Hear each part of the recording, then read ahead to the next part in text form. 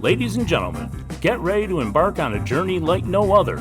Welcome to the Glum Lot Podcast, your go-to destination for a unique blend of recovery and discovery. I'm Brett. And I'm Mark. And in this podcast, we will endeavor to create a safe and uplifting space for our guests and listeners to share their stories with sincerity and a touch of humor.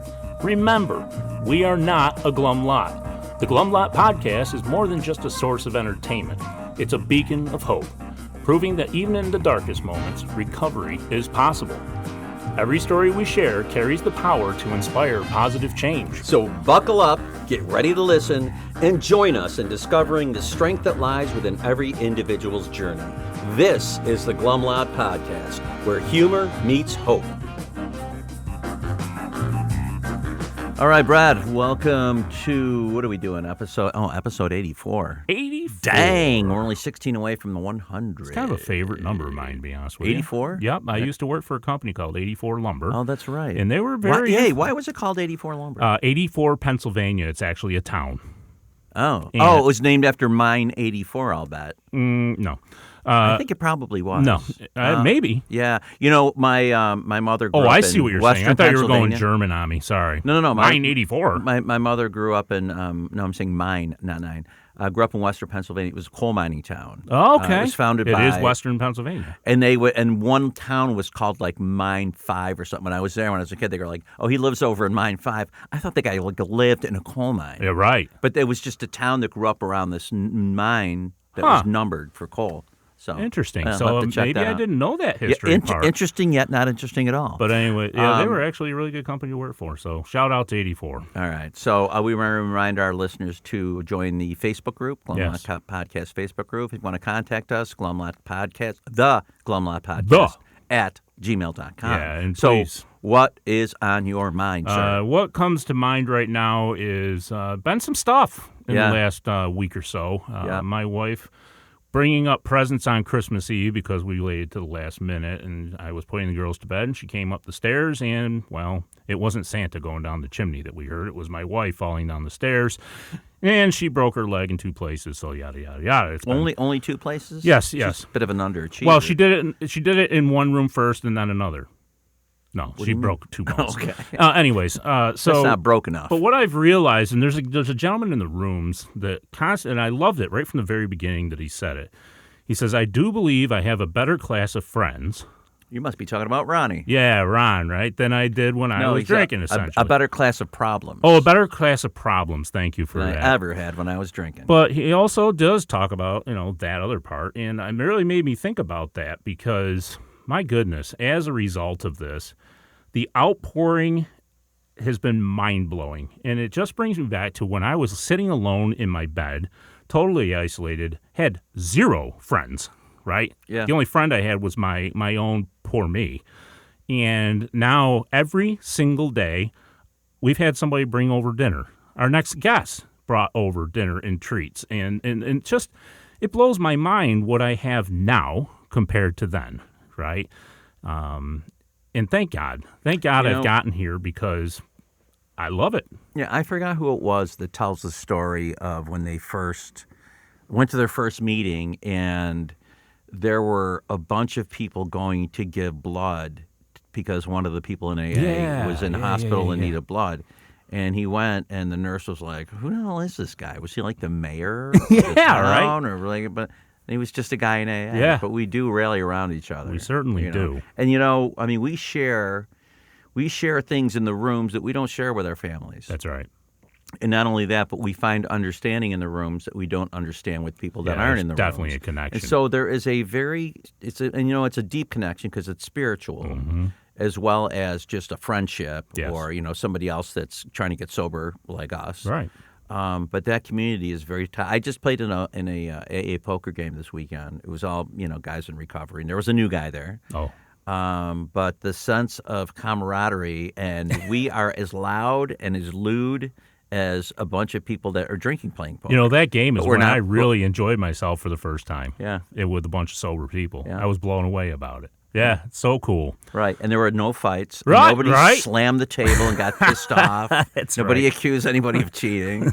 Nobody had to be removed. Yeah, we were all drinking coffee and water, But anyway, gosh. well, I'm glad that you can see that what's happening with you and be grateful for it. The Just to gratitude recognize and be grateful of that Yeah. is enriching Yeah. in your life. Absolutely So, it is. as bad as things get, we can find that silver lining. It helps us in our get friends through. and the That's why the fellowship is one of those parts of the triangle. Yep. So we have a guest today who I've known for a long time, and she's my go-to when somebody calls me and says, "I have a friend that maybe needs some help," and it's a woman. This is my go-to person. Yeah, and we just had our last guest, speaking of her, at the end. Yeah. So how appropriate it is that we have this wonderful person that I also adore, is a huge part of my sobriety story.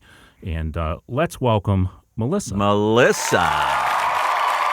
Welcome to the Glum Lot Podcast, Melissa. Yay! Hi, Melissa. Hi. Hey. Hey. What's your sobriety date, honey? March 25th, 2014. Okay. Man. Damn, girl. It's coming up You've on been around a 11 while. years. Yes. Just celebrated that 9 months ago. Anyways, Nice, Amazing. nice. that's awesome.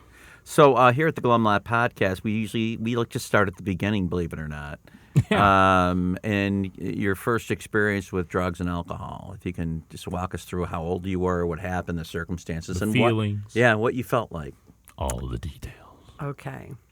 So I grew up on the north side, and my mom was a single mom, and she worked 3 jobs. Yeesh.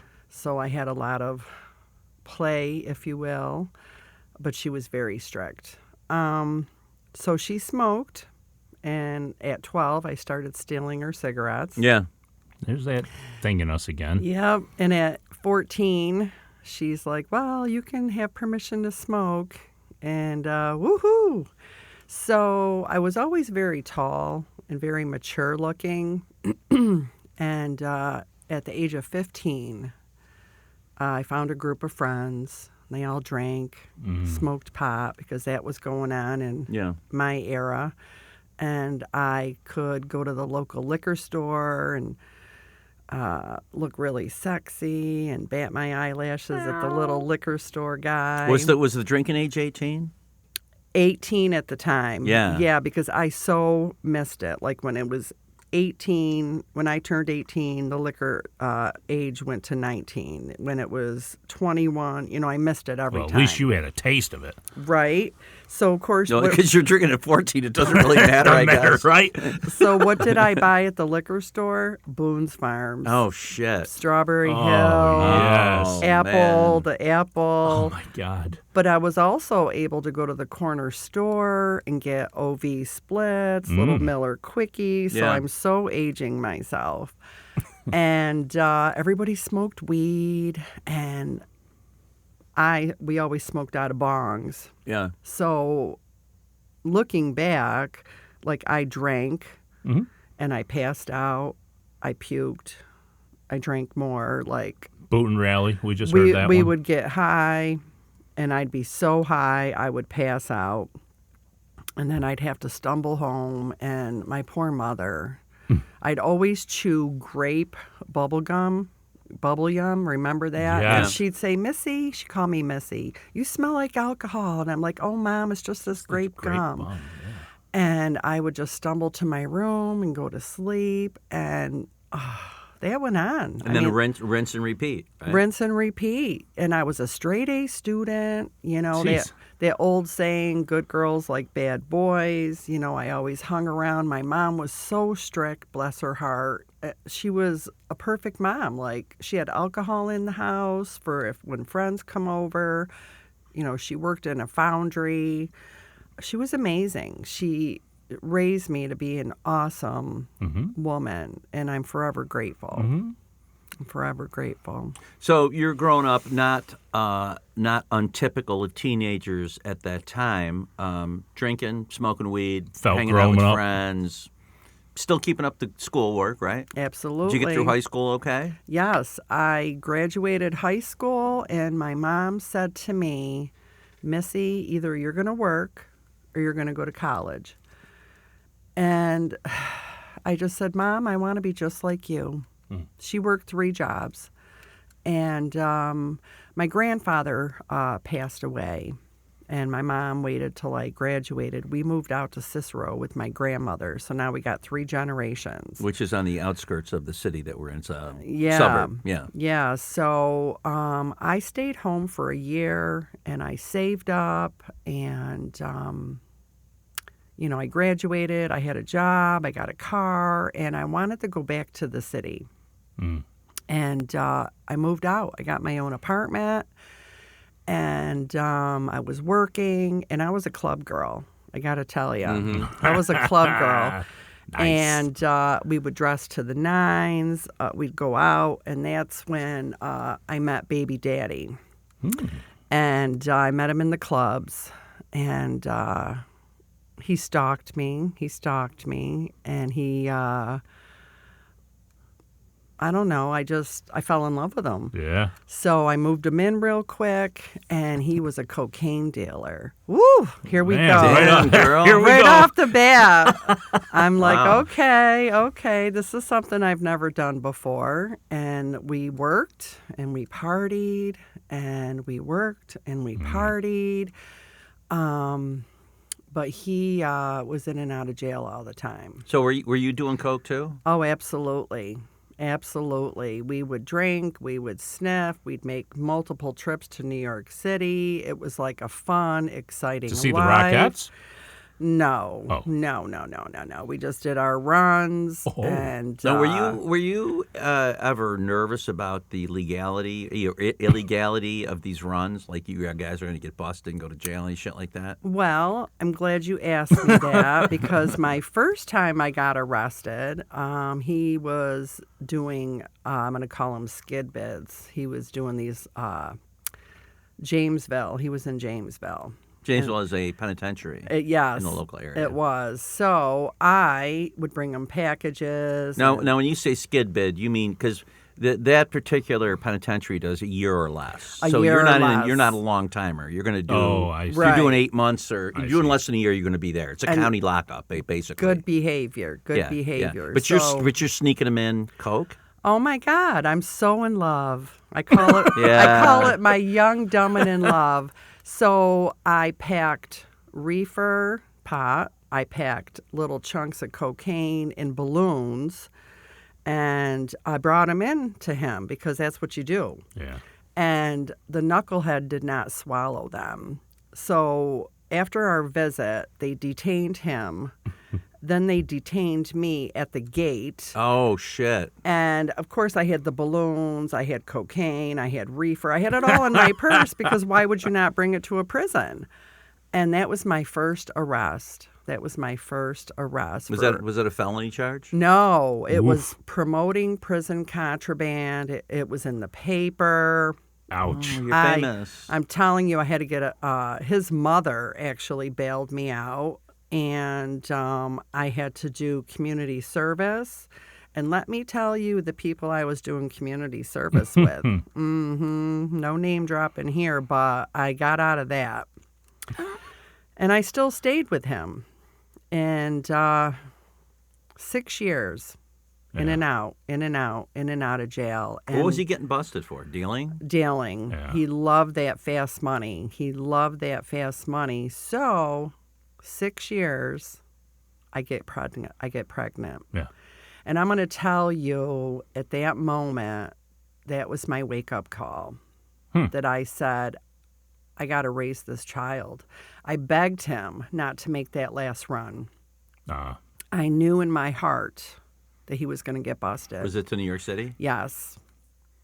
And here I am, 2 days overdue, still working, and my bestie, Tina, was working with me, and we had a plan, and she knew he was in prison. And he had such a rap sheet. His bid was 10 to 15. Holy shit! He was a very that's real. naughty boy. So state prison. Yeah, Naughty very boy. naughty boy. His bid was 10 to 15. So I'm at work, my water breaks. Jesus. My girlfriend takes me to the hospital. She's delivering my son. And that was like my aha moment.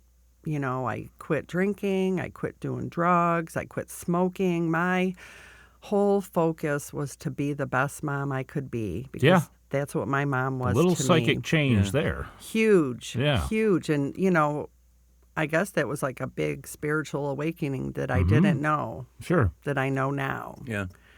So here I am, a single mom, in the right place at the right time. I get an awesome state job. I'm getting love and support from my family.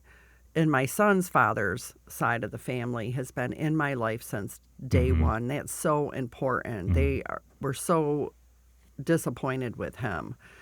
And so I had the extended family, I had my family, and I waitressed on the weekends. And I'll tell you what, Your decision to stop brought you lots of good things at the time. cold turkey. I mean, I remember Zachary was like, my son Zachary was like a year old. And my mother's like, Missy, you need to get out of this house. All you do is work. You need to go out with the girls.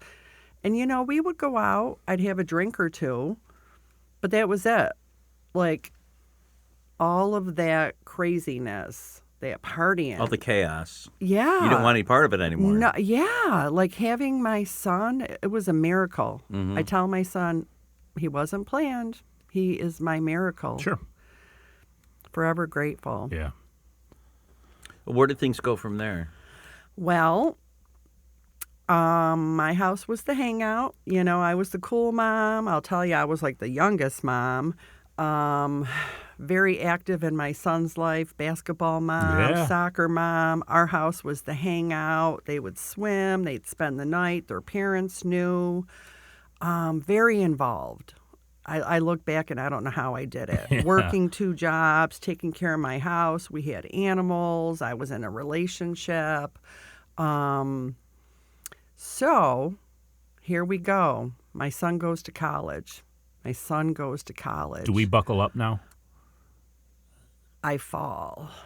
Oh. I fall so hard that my life is over. Like my whole life is raising my son. Right, and now you're an empty nester. Whew. Yeah, big So- change. Another Oh big my change. God. I mean, he didn't go too far, but He wasn't there every day. right. And now I'm so lost. And The empty nest. my friends are like, girl, you raised your son. It's time for you to go out now and have a good time. Let me tell you. We went out Friday night. We went out Friday night and Saturday night. We went out Friday, Saturday, Sunday. Picked up the cigarettes. Started doing coke again. So you went right back. Oh, my God. Like, Picked it right back right up. up where Where you I left off. Even though I had that huge absence, I picked right up where I left off. So this brings me into my second arrest. I hook up with a friend of mine that we went to junior high school with, and he's a cocaine dealer. How convenient. We're drinking, we're sniffing, and having a good time. And he liked to put his hands on me. So apparently one night I had enough of it. And I'm just going to tell you, I beat the living shit out of him. yeah. Good for Beat the you. living shit out of him. I really don't doubt it. Let me tell you, he lived in the city. My house is in the town of Clay. I beat the shit out of him. I go home. My son's home. We're in the kitchen. I'm cooking burgers. And the doorbell rings. And it's like, I don't know, 10 o'clock at night. And it's the sheriff's department.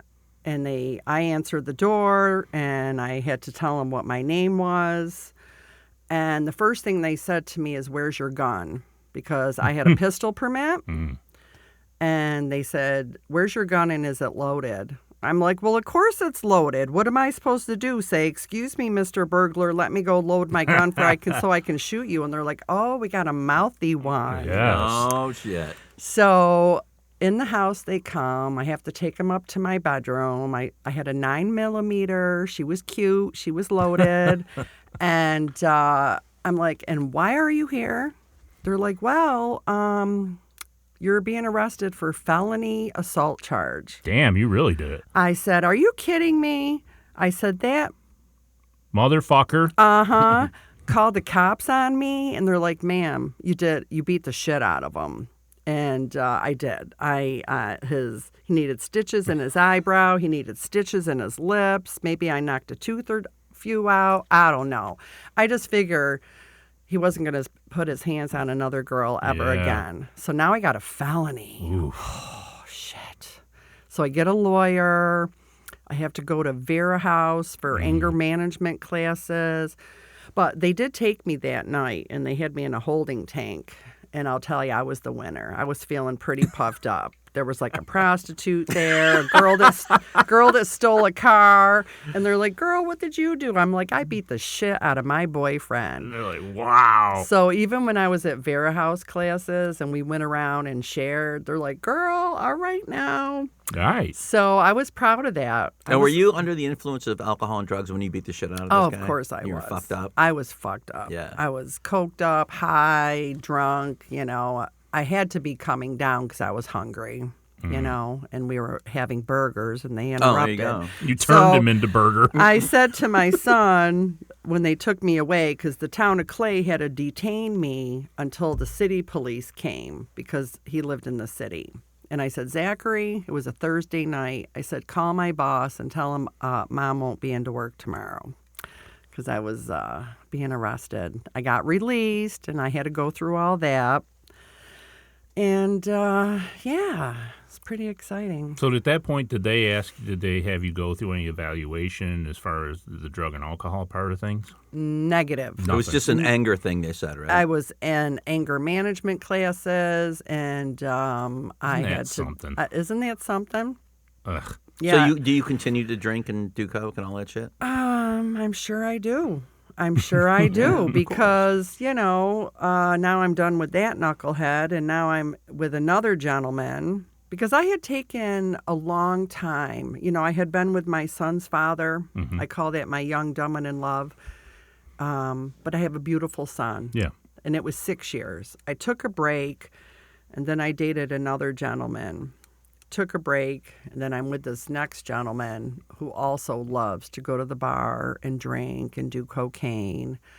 And I loved him to pieces, but I knew it was all about the drink and the drug. Now I got to tell you, my son's at college, and I'm partying with my son. My son is into drugs and stuff, but I had no idea what he was doing, but we would drink and do coke together. Yeah, you thought it was a recreational thing? Yeah, with him, like everybody does it. Because no biggie. he got almost a full academic scholarship. Like he was a 4.0 student. He was the RA. So I don't know. I was with this boyfriend one night. I don't know. We started drinking after work because I was all dressed up, and I guess he couldn't get my keys from me. And he was following me. I don't remember being on the highway or anything. And I'm going to tell you what. They say when it's going to happen, right around the corner from my house, I had a brand new truck, and I went right into the telephone pole. Airbag deployed. Yeah, the telephone pole usually wins. You think? And so he pulled over and pulled me out of my truck and put me in his car. And then the police came, and he was going to tell the police that it was a new vehicle, something went wrong, that he was driving because he was a big guy. Yeah. So what happens is all the people from the bowling alley come outside, and they're like, "Oh, he wasn't driving. That girl was." So they told on me. And I'll tell you what. I was getting combative because that's what you do when you're drinking. They put the handcuffs on real tight. They were like yoking me into the car, smashing me. And then my boyfriend comes over, and they're like, "You better back off because we'll get you for obstruction. Yeah. And they took me to the police station, and I blew a 2-2. Damn. Yeah, I was pretty fucked up. I don't even know. I was wearing a tutu. Right? I had a cute skirt on and heels and looking good. Look at this beautiful young lady blowing a tutu. And I kept telling them, I gotta pee. And oh my God. So they released me. They released me to him. They took my license that night. Thankfully, it wasn't a felony. My goodness. So I got an aggravated DWI, I got a regular DWI, I got multiple tickets, leaving the scene of the accident because he pulled me out. Burning a bowling alley down. I'm saying, but it was not a felony. My gosh. I just missed it. So I get a lawyer. I go to court. I have to get rides to work. It took me 18 months to clear this mess up. Does it occur to you that your life has become unmanageable at this point? Or You no? know, no, because I'm going. got it, man. I'm Yeah. going to work. I'm paying my mortgage. I'm driving a nice car, making my car note. I'm still awesome mom. Do you think in any way that you have a problem with drugs and alcohol at this time? You know, Or do you just got a problem with circumstances? well, I didn't have a lot of consequences. Yeah. They weren't strong enough. They weren't. But I will tell you, my boss knew. He said, honey, you're so thin. You're just looking so frail, because I was choosing alcohol and drugs over eating. Mm-hmm. I was falling all the time because I have stairs in my house. I would have bruises. My face was puffy. I did start calling in. into Cocktail work. flu? Yeah, but Never heard that one. Yeah. how can I be an alcoholic?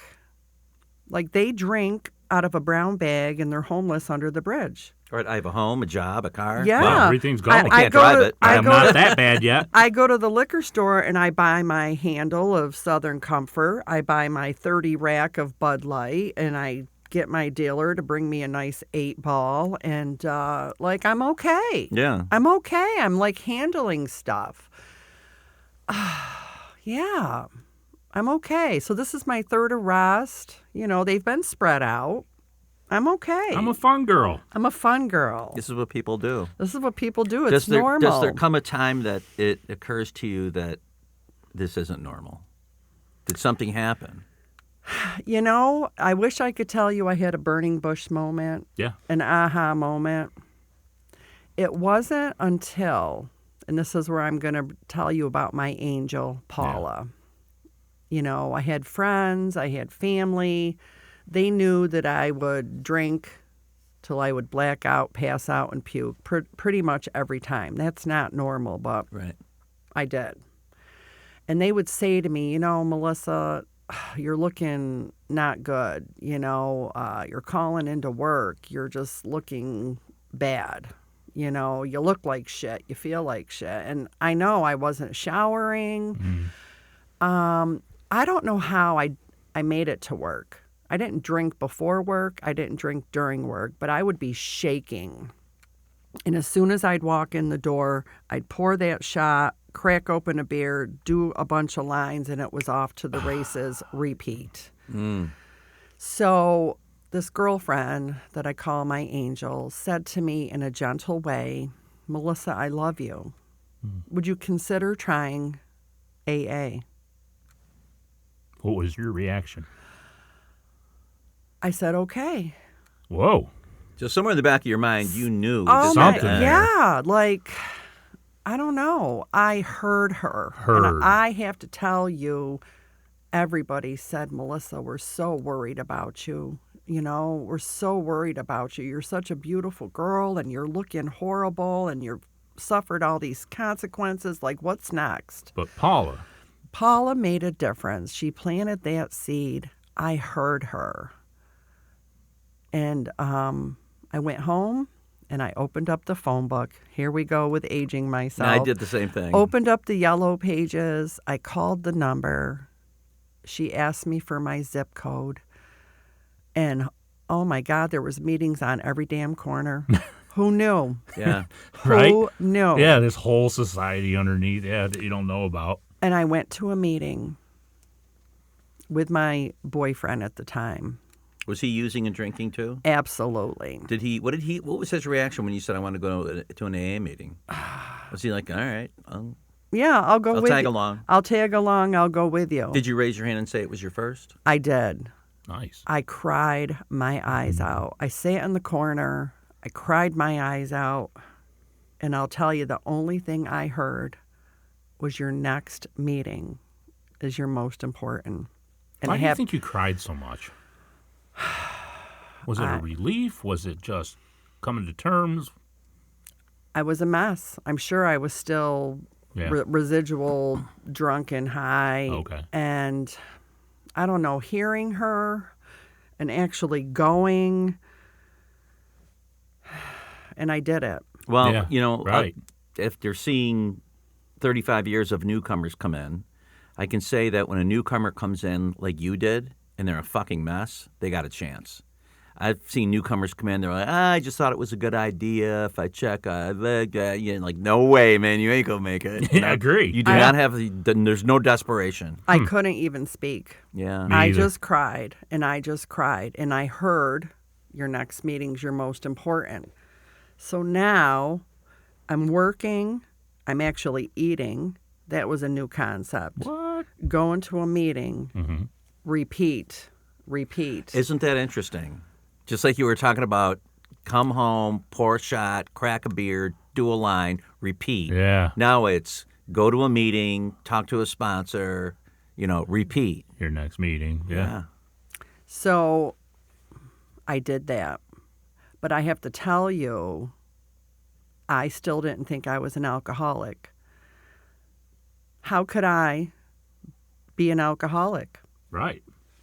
So it took me 1 month of going to these regular meetings. And I have to tell you, I went to a meeting every day. I went to 2 meetings on Saturday, 2 meetings on Sunday, because that's all I could do. And I listened, and everybody's share, I heard part of my story. Yeah. Wow. Yeah. And I got to tell you, I just cried. At 1 month, I was able to raise my hand and say, hi, my name is Melissa. I'm an alcoholic. Prior to that, I would say, hi, my name is Melissa. I'm here for my classes. and a gentleman friend of mine reminds me of that, because I'm like, yeah, y'all are my teachers. My name's Melissa. Well, there's 2 things there. There's, we still have a little bit of denial. And then we have the picture in our minds of what we think an alcoholic should look like. Like Correct. under a bridge with a paper bag, that whole old, movie scenario. And then we start hearing from people who are a lot like us, that have a job, that have kids, have a family, blah, blah, blah. And they tell their story, and you're like, holy shit, that's my story. Maybe my idea of what an alcoholic is not correct. And then if you read the doctor's opinion and the way alcohol works in us, you're like, well, that's the way it works in me. And then you have to come to a realization. But it is hard for people to say that sometimes. I'm an alcoholic, I couldn't do it. I think another thing to help me was the broad demographic, right? I talk about it a lot, from jail to Yale. And it's everybody, and that's what helped me realize it isn't the bum under the bridge. It can be the doctor, the lawyer, all those things. It doesn't discriminate. It gets us all. So that helped too. Mm-hmm. So you're in AA. My name is Melissa. I'm an alcoholic. You're going to a lot of meetings. Did you find a sponsor? I found a sponsor, I want to say a couple months in. I got my home group. We dove right into doing my step work. I started sponsoring women early because I don't know. I guess women related to me, everything I had been through. And my sponsor said, if they want what you have, help them. Do the best you can. I spoke early. I participated in rehabs.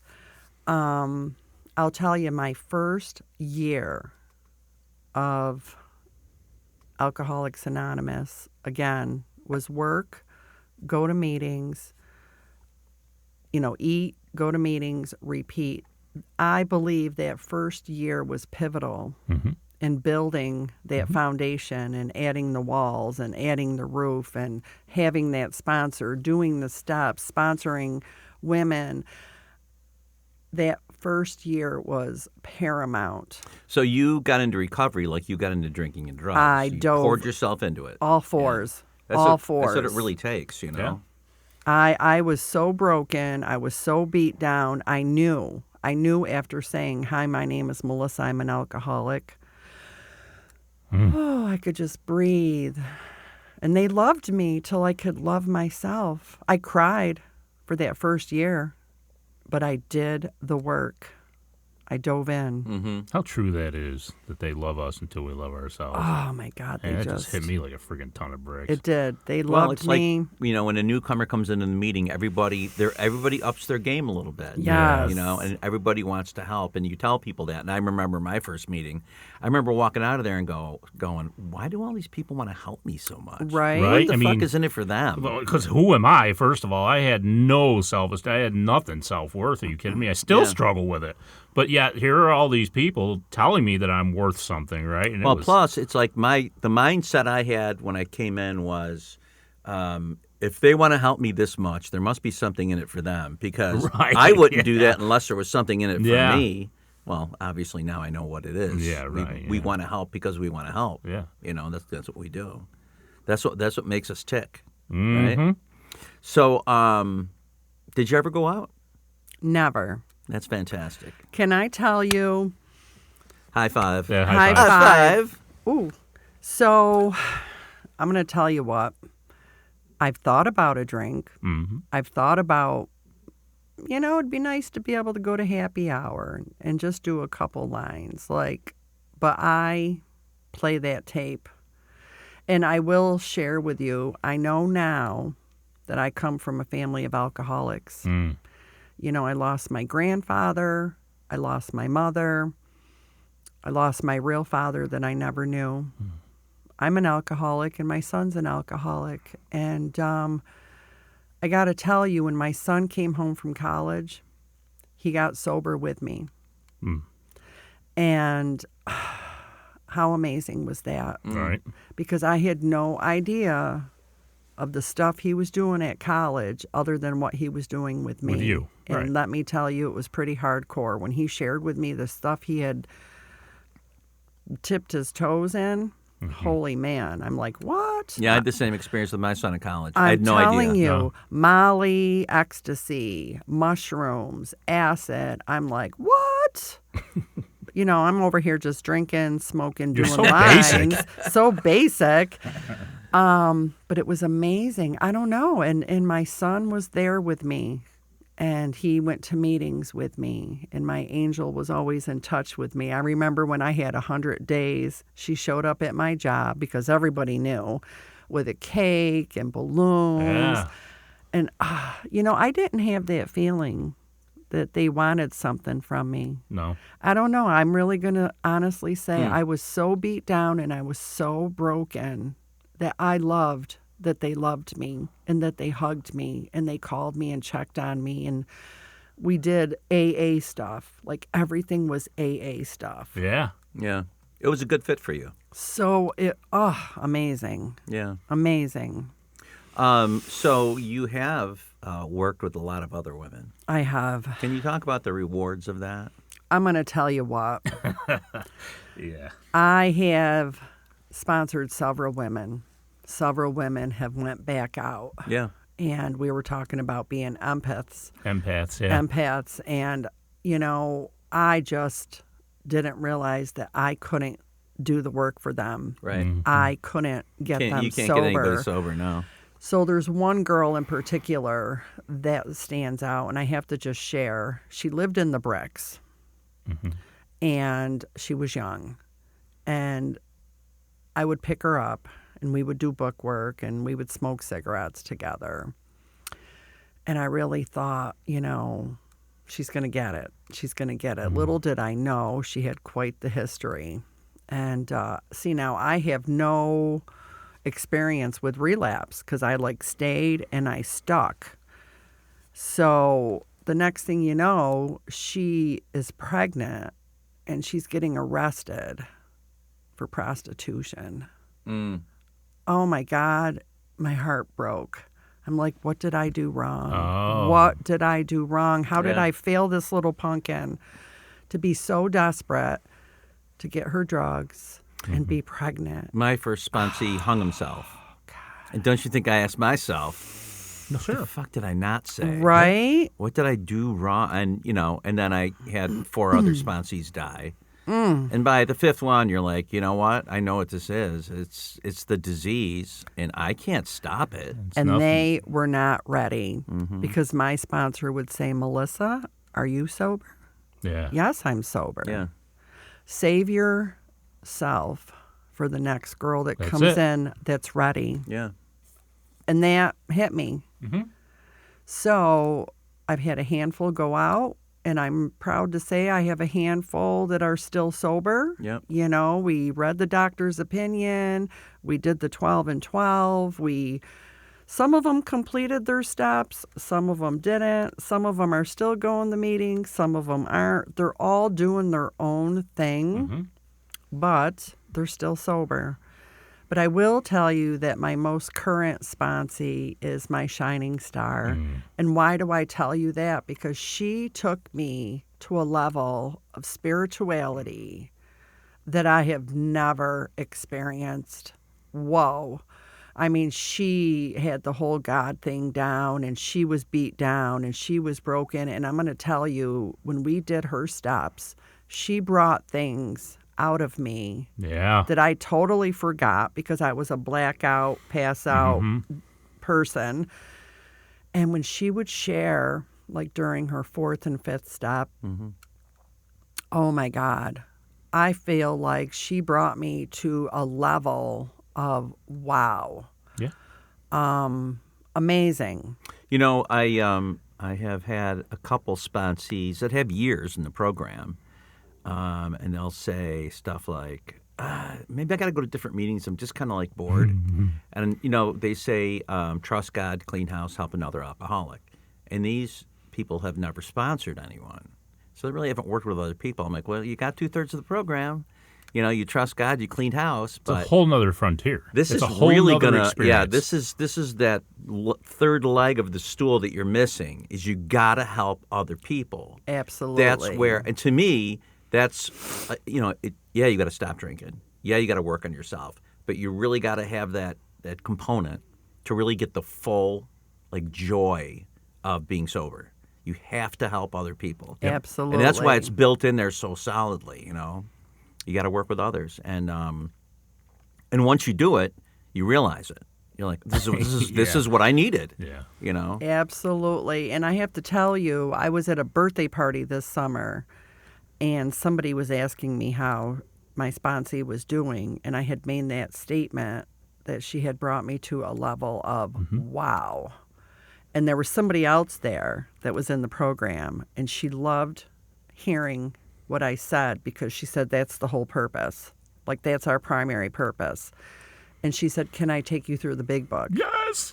So, and my sponsee and I had talked about it because, you know, we were both going through life stuff because, you know, life's going to still happen, but now we're sober.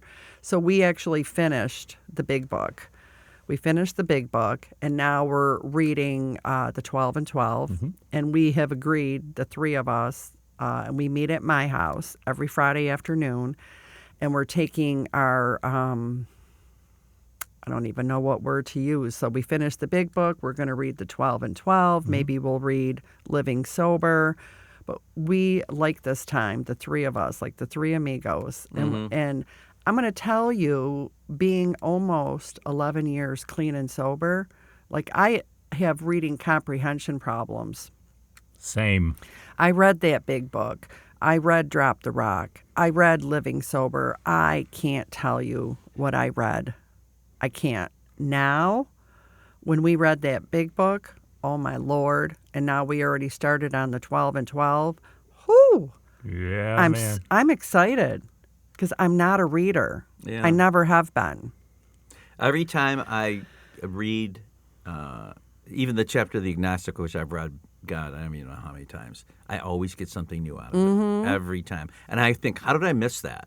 You know, I just wasn't in the right headspace to receive the message. Exactly. But the more I do it, And then when you do it with another person, and then they can share their part of it, that relation even comes stronger. And their take on things, that's what I've noticed, is their take on things that I didn't necessarily think about. Exactly. Or they point something out like, hey, that step is, they're going through the entire 12 steps in that one chapter. It's crazy, right? And the things that I never would have thought of. And I was just like you with the comprehension things, and I'd have to read the same paragraph 43 times and start over and over again. But it was when I went through with another person that I got it, and that's when my excitement. So we're just alike on that one. That's why I was so excited when you told me that, because I was like, oh, yeah, she's going to get it.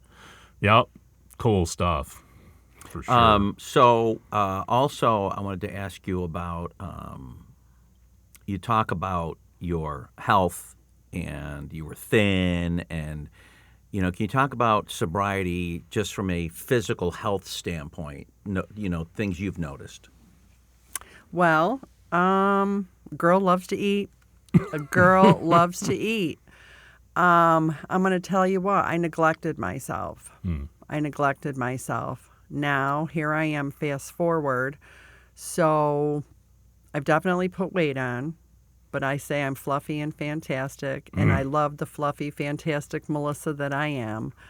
I swim. I have a pool. I swim all summer long. And now, just this past fall, I go to the doctor. I get my mammogram. I get my girl exam. I get my teeth cleaned every 6 months. How responsible. I got my complete physical. And a matter of fact, this Friday I'm going to the dermatologist because I am a sun worshiper and I'm going to die tan and tasty, and I'm not going to be pale and pasty. And I'm just saying. And I love that. So I swim, I walk. Now, our guest, we were on episode 84, our guest in 83, episode 83, Melissa, talked about your tattoo. Oh, Mia. Mia talked about it. No, Yeah. What did I call her? Melissa. That's who we're talking to now. But that's all right. I see, that's my age is coming through. Oh, stop it. Can you tell us about your tattoo?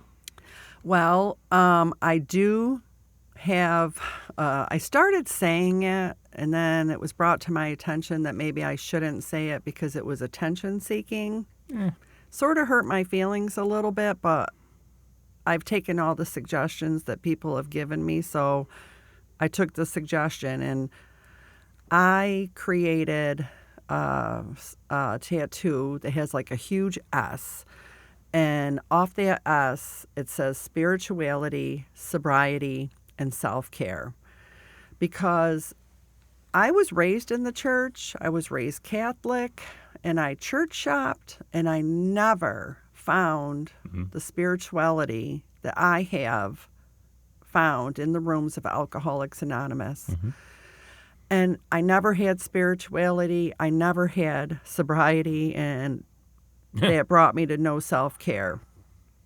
So I want to also say that I didn't lose a lot of things, and I did have a handful of consequences and a lot of not yets. But I tell my girls when I sponsor them, I lost Melissa. Right. And I have now found her. And I love her because they loved me till I could love myself, and now I love myself. And I embrace my spirituality, sobriety, and self-care.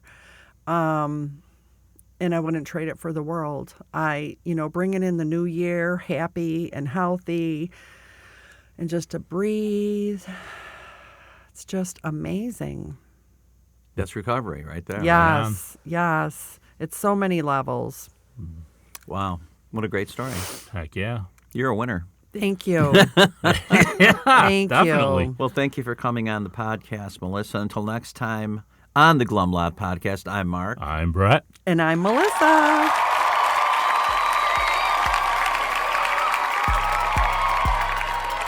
As we wrap up another episode of the Glum Lot Podcast, we want to extend our heartfelt gratitude to each and every one of you who tuned in today. Navigating the path to recovery from alcohol and other substances is a journey filled with challenges, triumphs, and self-discovery. Remember, we're not affiliated with Alcoholics Anonymous, but we're here to provide a safe space for open conversations about the complexities of recovery. Your stories, courage, and resilience inspire us and our listeners alike. If you or someone you know is on the transformative journey, know that you're not alone. Join us next time as we continue to explore the diverse facets of recovery.